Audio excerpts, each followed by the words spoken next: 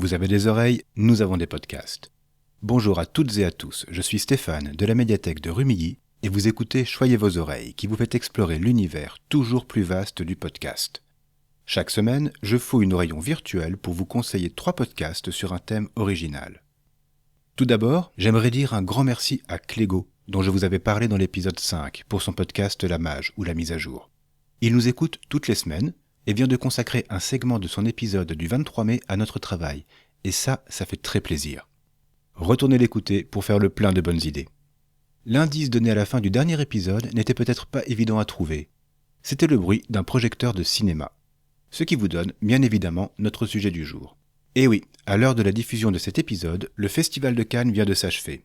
Je ne connais donc pas, au moment où j'enregistre, le palmarès de cette édition, mais d'après les retours que j'ai pu avoir et parmi les titres à surveiller, il y a Ian de Jerzy Skolimowski sur le périple d'un âne malmené par les humains.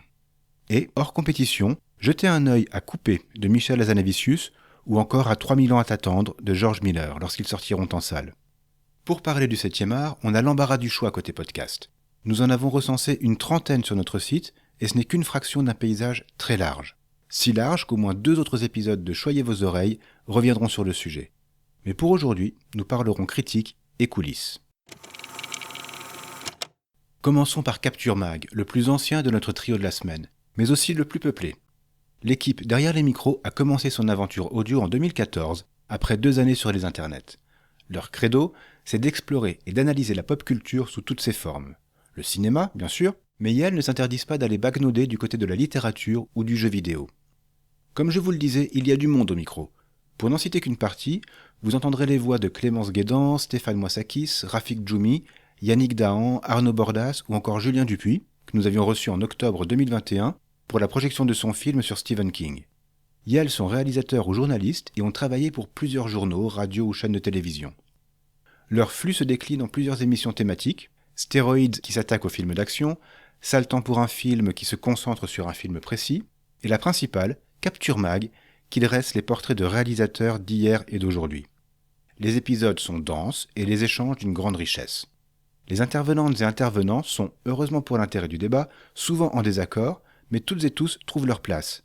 Les opinions sont tranchées, mais se respectent et s'écoutent. C'est un plaisir d'amateuriste de cinéma que de les entendre. Parmi leurs épisodes les plus récents, j'ai commencé la série consacrée à John Carpenter, qui revient film après film sur sa longue carrière. Un défi, relevé en 4 épisodes et plus de 12 heures d'échanges passionnés.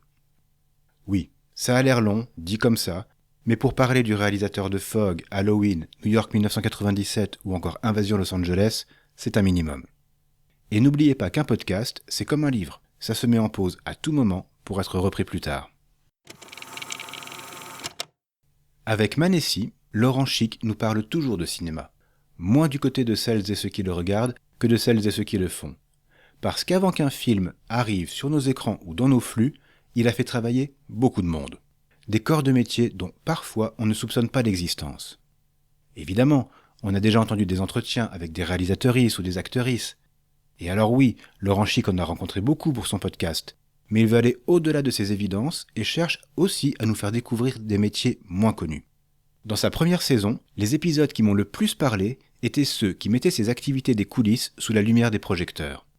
Je pense que vous apprécierez vous aussi d'entendre un comédien de doublage, une coordinatrice animalière, un chorégraphe de cascade ou encore un créateur de costumes. De connaître quelques petits secrets de fabrication n'enlève rien, à mon sens, à la magie du cinéma.